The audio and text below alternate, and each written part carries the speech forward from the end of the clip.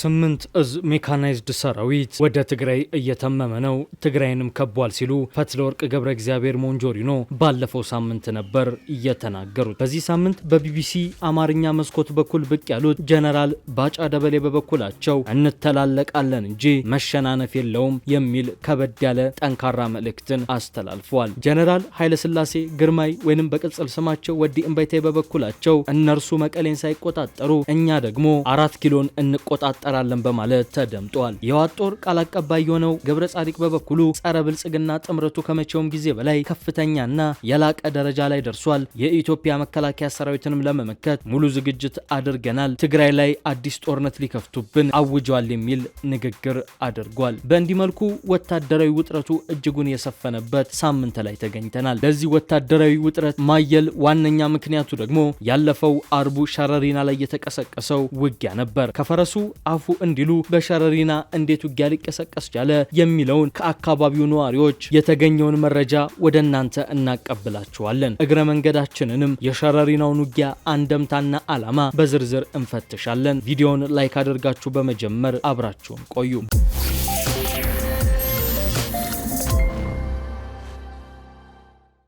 በአወዛጋቢዎቹ የአልፋሺቃና የምዕራብ ትግራይ መሬቶች አካባቢ የምትገኘው ሸረሪና ባለፈው ቅዳሜ ከባድ ግጭት ማስተናገዷን በተመለከተ እስካሁን ይፋዊ መግለጫ ከኢትዮጵያ መንግስት በኩል አልተሰጠም። ዓለም አቀፍ መገናኛ ብዙሃን ግን በሰፊው ሲዘግቡት ነው የሰነበቱት። ሪፖርተር ጋዜጣ የአካባቢው ምንጮቹን ዋቢ በማድረግ ባወጣው ዘገባ ላይ ግን ጦርነቱ እንዴት እንደተቀሰቀሰ ነዋሪዎቹ በዝርዝር ያስረዳሉ። ከሸረሪና በቅርብ ርቀት ከሚገኘው ከሁመራ ከተማ ስለ ሁኔታው ለሪፖርተር ጋዜጣ በስልክ የገለጹትና ስማቸው እንዲጠቀስ ያልፈለጉ አንድ የአካባቢው ነዋሪ አርብ ሊነጋጋ ለቅዳሜ አጥቢያ የከባድ መሳሪያ ድምጽ በአካባቢው መሰማት እንደጀመረ ይናገራሉ። ከሌሊቱ 11 ሰዓት አካባቢ ነበር ተኩሱና የከባድ መሳሪያ ድምጹ መሰማት የጀመረው። ይህ ድምጽ ደግሞ እስከ ቅዳሜ ከሰዓት 9 ሰዓት ወይንም 10 ሰዓት ድረስ ቀጥሎ ነበር። ስለ ሁኔታው ባደረኩት ማጣሪያት የመከላከያ ሰራዊትና በሸረሪና ሰፍሮ በቆየው የህወሓት ሰራዊት መካከል ጦርነት እየተካሄደ እንደነበር አረጋግጫለሁ። ግጭቱን ማን እንደጀመረው አላውቅም። ነገር ግን አርሚ 7 የሚባለው የህወሓት ኃይል በትግራይ ክልል ጦርነት ከፈነዳበት ጊዜ ጀምሮ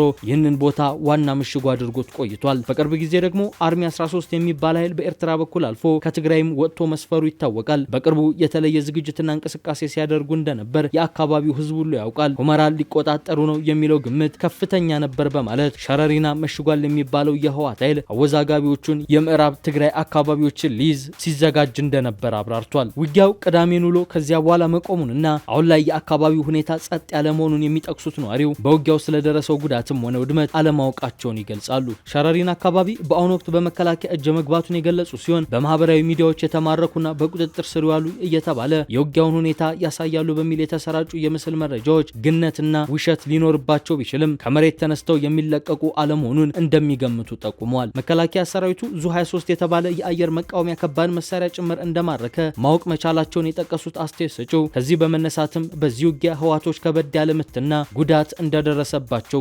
ግምታቸውን አስቀምጠዋል። ይቀጥሉናም ቅዳሜን ጨምሮ እሁድና ሰኞም ወደ ሸረሪና ቀረብ ብሎ የሚገኝ እርሻ ያላቸው ሰዎች ወደ እርሻ ስራ እንዳይሄዱ በአካባቢው አመራሮች ትዕዛዝ ተሰጥቷል። ከሁመራ ደቡብ ምዕራብ ወደ ሱዳን ድንበር ወዳለ አካባቢ ሰዎች አትግቡ ተብለዋል። የሱዳን ሰራዊት ገብቶ የያዘው የአልፋሽቃ መሬት ከሸረሪና በስተደቡብ ወደ መተማ አቅጣጫ ያለ ነው። ሸረሪና ግን ወደ ሁመራ ቀረብ ያለ ነው። በዚሁ ቦታ አርሚ 7 የሚባለው የህወሓት ሰራዊት ብቻ ሳይሆን አልፎ አልፎ የሱዳን ሰራዊትና ሌሎች ታጣቂዎችም እንደነበሩ ይታወቃል። ሰኔ መጨረሻ ጀምሮ በዚህ አካባቢ ገበሬዎችን ሲያፈናቅሉ ነበር። እኔ በግሌ የማውቃቸው ሰፋፊ ማሳ የሚያርሱ ጥቂት ገበሬዎች ዘንድሮ ክረምት እንዳያርሱ ተደርገዋል። ከሰኔ ጀምሮ አዲስ ሰራዊት እያመጡ ምሽግ ሲሰሩ ነበር። ገበሬዎችንም ከካምፓቸው አፈናቅለው ከአካባቢው አባረዋቸዋል በማለት ተናግረዋል። ቀጥለውም በቅርብ ጊዜ ሽራሮ አካባቢ መከላከያ ወደ ኤርትራ ለማለፍ ሲንቀሳቀስ የነበረ የህወሓት ሰራዊትን በድሮን እንዳወደማ አስታውሰው ከዚያን ጊዜ ጀምሮ አርሚ 13 የሚባለውን ኃይል በኤርትራ በኩል አሳልፈውና በሱዳን ድንበር አቋርጠው በሸረሪና እንዲሰፍር ሲያደርጉ ነበር ብለዋል። የሽራሮ ጥቃት በተደረገ ጊዜም እኮ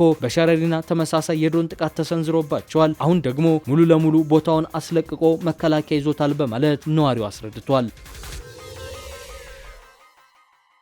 አክለውም የሱዳን ፈጥኖ ደራሽ ኃይል የሚባለው በዚህ አካባቢ እንደሌለ ገልጸው የጀነራል አብዱል ፈታህ አልቡርሃን ሰራዊት ግን በቅርብ ርቀት መኖሩን ይጠቅሳሉ። በሰሞነኛው ውጊያ የአልቡርሃን ወይም ሌላ የሱዳን ታጣቂዎች መሳተፋቸውን እንደማያውቁ የገለጹ ቢሆንም ነገር ግን በሸረሪና የሰፈረውን ኃይል በማስታጠቅና በማጠናከር በኩል የሱዳን ኃይሎች እጃቸው እንዳለበት አውቃለሁ ብለዋል። በሰሞነኛው የሸረሪና ውጊያ ቦታውን ለቆ የሸሸውና ከባድ መሳሪያ ጭምር የተማረከበት የህወሓት ሰራዊት በአንዳንድ ወገኖች ዘንድ እንደተነገረው በመከላከያ ላይ የድሮን ጥቃት በአጸፋው አደረሰ መባሉ የማያሳምንና ከእውነት የራቀ መሆኑንም ይገልጻሉ። ዋናው የአርሚ ሰባ ኃይል ብሉ ናይል በሚባለውና ከቤንሻንጉል ጉሙዝ ክልል ጋር በሚዋሰነው ግዛት አካባቢ ከሱዳን ሰራዊት ጋር ተሰልፎ የፈጥኖ ደራሽ ኃይሉን እየተዋጋ መሆኑን እንደሚሰሙ የተናገሩት አስተያየት ሰጪው በኤርትራ በኩል አሾልከው ያመጡትንና በሸረሪና ያሰፈሩት እንዲሁም ለአዲስ ውጊያ ሲያዘጋጁት የሰነበቱት አርሚ 13 ደግሞ በመከላከያ ከባድ ምት እንደደረሰበት ይናገራሉ። በህወሓት የሚመራው የትግራይ ክልል ይህንን ግጭት ተከትሎ ሳልሳይ ወያኔ ትግራይ ፓርቲ ባወጣው መግለጫ በሸረሪና የተከሰተው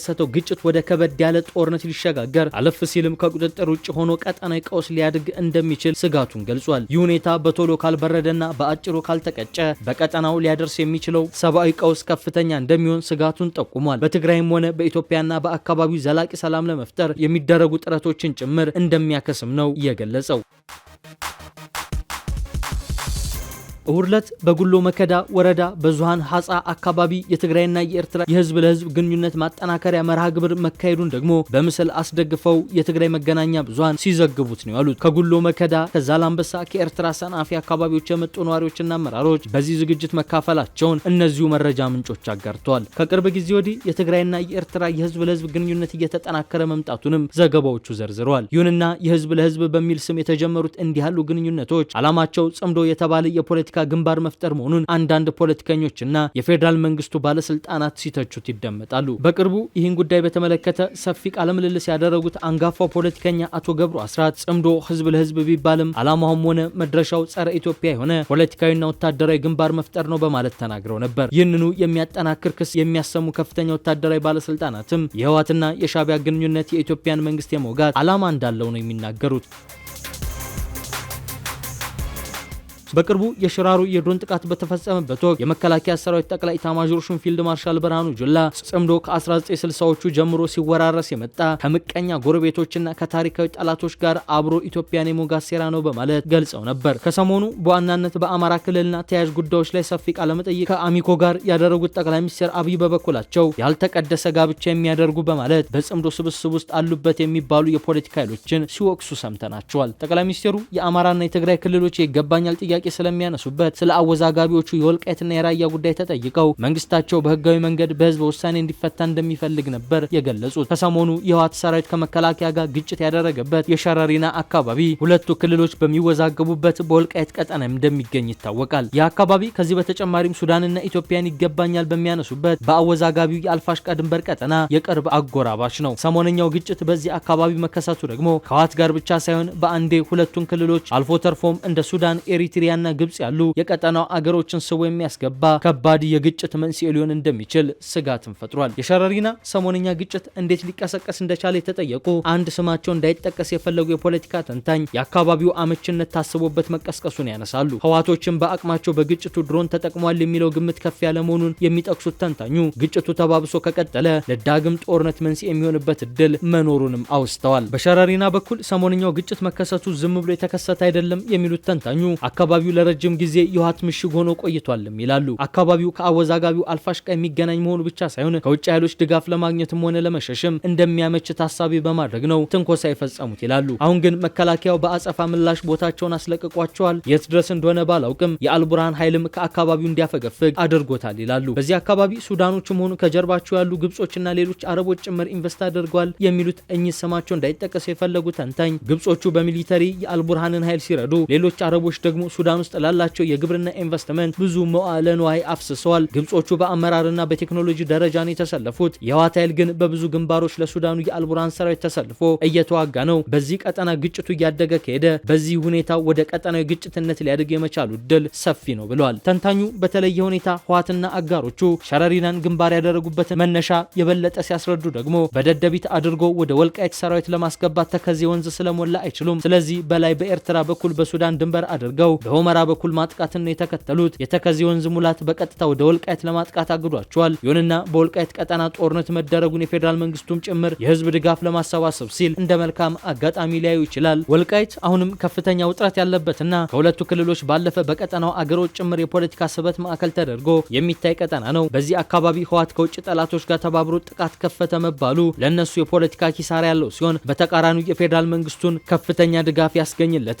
በራያ በኩል ግን ሁኔታው ውስብስብ ነው። በዚህ በኩል ህወሓት ከኤርትራ ጋር ብቻ ሳይሆን ከፋኖ ኃይሎችም ጋር አብሮ የተሰለፈው በማለት የዚህ ግንባር ግጭት ምን አንደምታ እንዳለው ጭምር አያይዘው ገልጿል። ተንታኙ እንደተናገሩት ህወሓትና አብሯቸው የተሰለፉት በቆቦ አቅጣጫ ጦርነቱን የሚያካሂዱት ከሆነም እስከምን ድረስ ገፍተው ሊሄዱ ይችላሉ የሚለው እርግጠኛ አይደለም። እንደባለፈው ጊዜ እስከ ደብረሲና ሄደው ሊመለሱ ነው ያሰቡት የሚለውም ያጠያይቃል። የፌዴራል መንግስቱም ቢሆን ባሉበት እንዲቆም የሚያደርግ የጦርነት ስል ይኖረዋል ተብሎ ይገመታል በማለት ነው የተደመጡት።